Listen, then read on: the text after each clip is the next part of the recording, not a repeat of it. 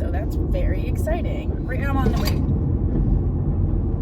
the way to the post office, and I am going to deliver one of my Poshmark orders. So I'm gonna do that, and then I'm heading to my part-time apartment. So I'll be in the car for like an hour and a half. Yeah, so I'm in the country. Look at my little country. It's so crazy because I live in the country and also in the city now.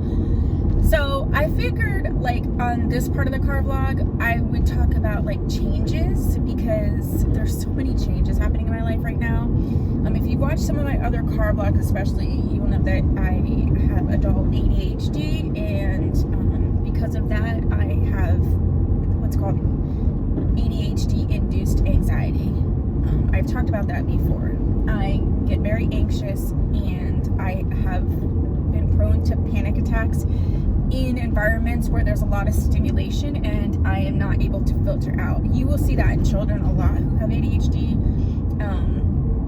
that those times when there's a lot of stimulation, holidays, things like that.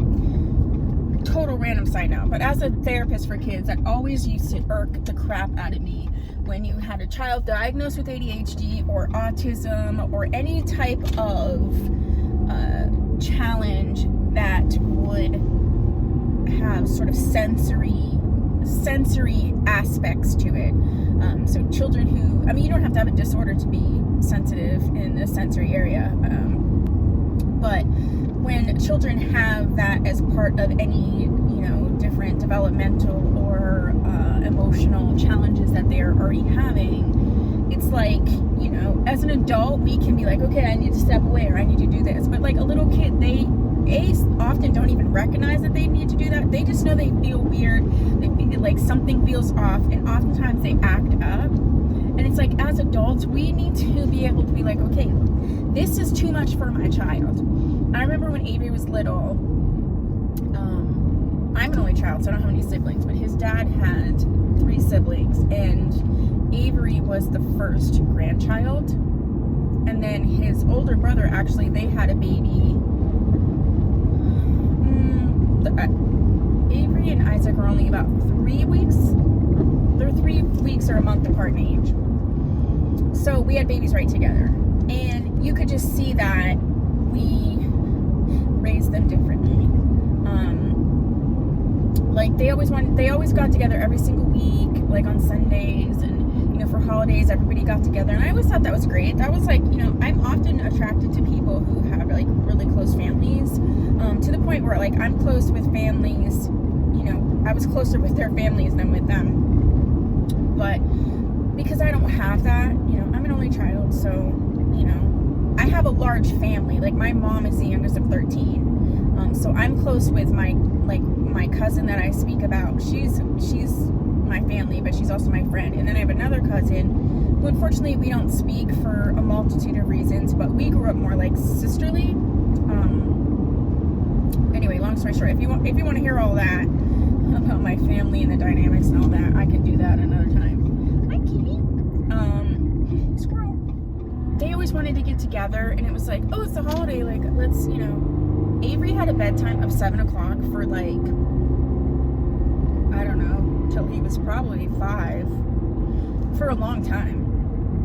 And I didn't deviate from that. He had a set, nap time. I didn't deviate from that. Like if I wanted to go and do things, I did it around his nap time. Like my mindset was like, I'm not going to set him up for failure. I'm not going to take him out. Like, so I was fortunate enough to stay home with him till he was 5.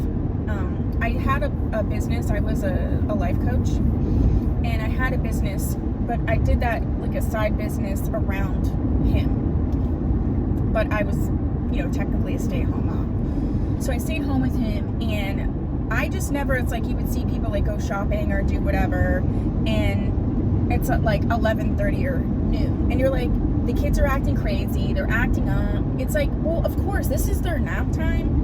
It's like, you could have gone earlier or later. It's no judgment. It's just like, I didn't want to ever set my kid up for failure. I still am in that mindset. So I would always say, like, they would be like, oh, it's a holiday, he can stay up past his bedtime. I'm like, especially on a holiday, he should not stay up past his bedtime, because you already stimulated the crap out of the kid, and now we're gonna be like, and also you're not going to sleep on time. It's just like, he was going to act ridiculous. You know, you're not gonna have fun, he's not gonna have fun, it's gonna ruin your whole next day. So I'm like, there's no point in you getting another hour or two with him, you know, when we see you constantly, to put him in a position to be, you know, not acting appropriate. And they used to like annoy the crap, like they did, not annoy, but they just did not like that I did that. But it would be funny because, you know, his brother and sister, who raised Isaac differently, sort of let him set the schedule. So they would always be complaining about the fact that he didn't take a nap and he was up till like midnight. And I'm just like, keep my mouth shut. But I'm just like, well, okay, you are the parent. You are supposed to set the stage for what they're going through and what they need. And they're the kid. Okay, this is a baby. The baby doesn't need to set the schedule. You set the schedule for the baby based on the baby's needs. Total, like, I just went on a rant. All right, I'm gonna run into the post office and I'll be right back. Okay, I'm back. Oh my gosh, my mask is so disgusting. My phone's being a little bit weird. I accidentally dropped it into the toilet before I came here. And also, so I dropped it into the toilet and now the screen's being weird. I also think because of the heat, but I also am trying to dry it as well. So I'm not really sure, but like my phone is everything to me. You know, I film on it, I communicate with it, I edit on my phone, so it always trips. I like never want anything to happen to my phone. I do use an iPhone. I have the XR right now. I haven't upgraded to like the 12 or anything because I don't know that I like the camera better. So this is what I'm filming on right now. So I do all my videos on my phone. I do have a playlist about like YouTube and stuff, if you ever wonder, but I do film and edit on my phone and my iPad Pro. So I specifically got an iPad Pro so that I could edit better, because I also need glasses because I'm old. I'm not old, but I need glasses just to see close up. So with the iPad Pro, I don't have to wear the glasses because it does kind of hurt my eyes a little bit after a while. Anywho, so yeah. So anyway, they used to get so annoyed with me because I didn't want to conform until they're like, Isaac won't nap and he doesn't go to bed till like midnight. What do we do? And I want to be like, don't ask me now. He didn't want to know then. So, I'm headed down to our part-time apartment. So I thought I would talk about like what it's like to live in two places, just a lot of the changes. Because I have ADHD and anxiety, changes, I love change. I love things that are different. I love doing different things. I love all that, but it is really difficult for me still. So I do have to push through sometimes. My boyfriend is really picking up on a lot of things, and I'm so grateful because he's picking up on, you know, like when we're in like a particular grocery store, like a Whole Foods or something, where it just feels like everybody's like, meow, meow, meow. He is picking up on when I'm getting anxious and just be like, okay, let's cut this trip short. Like, I don't have to say anything really. Or if I do say something, then he gets it. It's not like, well, what do you mean? Because if you don't have anxiety, you don't necessarily understand what it is or what it means. So yeah, so that's that. I'm trying to think of everything in terms of underneath this umbrella of a topic. A lot of changes are happening. You know, my son's getting older. I only have one child. You know, I adore him. I do need to let him like live a life a little bit. So it's like that weird balance between that. I mean, he'll be 17 this summer, so I can't even believe that. He's hardcore military. Like, he's hardcore wanting to be in the military.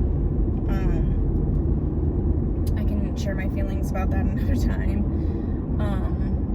I'm from a military family. I was actually born overseas. I was born in the military, so it's not like I don't get that. It's just, I don't know. I guess when it's like you only have one child, not that if I have multiple children, but you know what I mean. I'm a single mom of one kid. I've devoted my life to him for 16 years, so it is a hard adjustment. It's a hard change to be like, okay, well, like, you're going to end up living your own life, and, you know, hopefully we're close enough where we're going to continue to be close. But it's like, when I was like 20, I said later, I moved 6-7 hours away from my mom until 5 years ago. So a significant part of my adult life, I didn't live anywhere near my mom. So I don't know. I don't want that to happen with me and Avery. I don't think it will.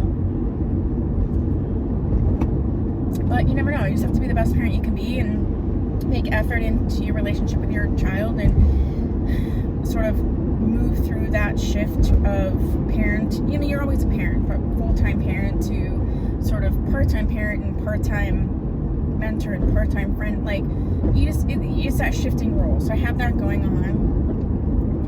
I'm about to have my year anniversary with my boyfriend. You know, we're moving forward in a relationship. You know, our plan is to just, you know, be together and build a life together, and I'm happy and I love him and I want to do that. It is scary for me because I've been married 3 times. If you want me to talk about that sometime, I can. So it's like, I love the commitment, and that's what I want. I want, you know, that committed, loving relationship, and, you know, remember when we did this, and the memories and all that. But it also scares me too, just because, you know, I've had to restart, and this, you know, my 3rd marriage destroyed my life, to be honest with you. So, you know, and I've rebuilt it and I got it to a good place. So, you know, it's just always scary that, you know, there's only so many times like that you can start over, or that you want to start over, I guess is the case. So anyway, that's that. It's just adjusting. My son's going to be at my parents this weekend, so I'm going to the city. I was there earlier this week, and then I'll come home on the weekend. And, you know, my son's going to start his job. He got a job, so he's going to start this job soon. And so then there's going to be that adjustment. I'm driving my car. I have an older car right now because I was going to get a new car, and I'm going to get a new car. But I want to get this car to Avery. But, you know, with an older car, you never really want it to be, like, sitting. You want it to be, you know, active, and the oil changes and all that. And also, I don't want to be paying car insurance on 2 vehicles when he doesn't have his license yet. I guess because of quarantine and stuff, like, he doesn't even have his permit. Like, he wasn't even really in a rush to do it. He's like, Mom, where am I going to go? I'm like, well, I mean, that's true. But in my state, I don't know about different states, but in my state, they have to have their license for 6 months, and they have to prove so many hours of driving before they can get their license. I remember, like, getting my permit. Well, I didn't get my license till I was 19. That was a whole thing. But I remember my friends getting their permits, and then they're getting their driver's license like the next week or the week after, whatever. But at any rate, so I'm not going to get a new car until he's at least has his, you know, once he has his license and he's sort of halfway through that 6-month-ish period, then I'll look and start getting a new car. And plus, he'll have been working, and because I told him I'll give him the car, but he does need to pay for his insurance. So we'll talk about, you know, all that. But I'm like, there's no point in me getting another car to just sit around and pay extra money for a car that's not being used. So I'm excited to get one. I just have to wait until the time is right. Yeah, so then there's like those changes. I had gotten a new position last year, so, you know, I'm a year into my new position, and, you know, it has been a shift. It's a big shift from the position that I was doing before. I love what I'm doing now. It's more in my wheelhouse and using my skill set and knowledge and my degrees. I use it more in this position. You know, so I'm excited and having fun doing that. But it's just a lot of change at once. So I do have to be mindful of what I'm bringing in, what I'm saying no to, what I agree to, because I don't want to overwhelm myself and start to feel some type of way about the changes and sort of mistakenly put issues onto things when it's really something else. Like, how many times has, like, you've been upset about something, and then someone walks in and they just said the wrong thing at the wrong time, and you're like, meh, meh, meh, meh, meh. Like, I really try not to take issues out on people or situations when it really isn't them. I'm not always great at it, I'll tell you that right now.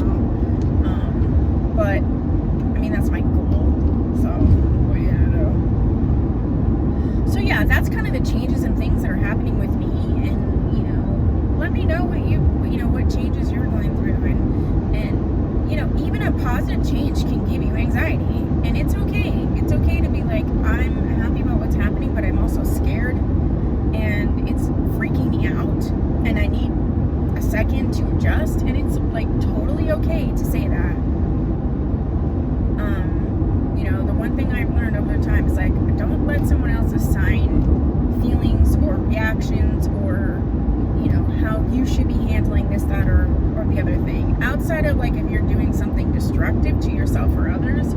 But everybody handles situations differently, everybody processes differently, everybody sees things differently. Like, we can be going through the exact same situation at the exact same time, and I interpret that and bring that into my brain differently than you do, and that's okay.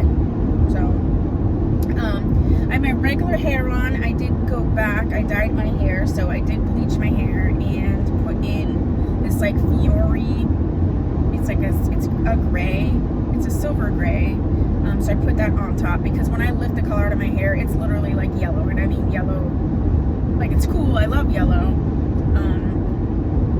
and it's not even really brassy, it's just yellow, so I had to put some color on it, and so this is what I put on it, so I'm happy with that.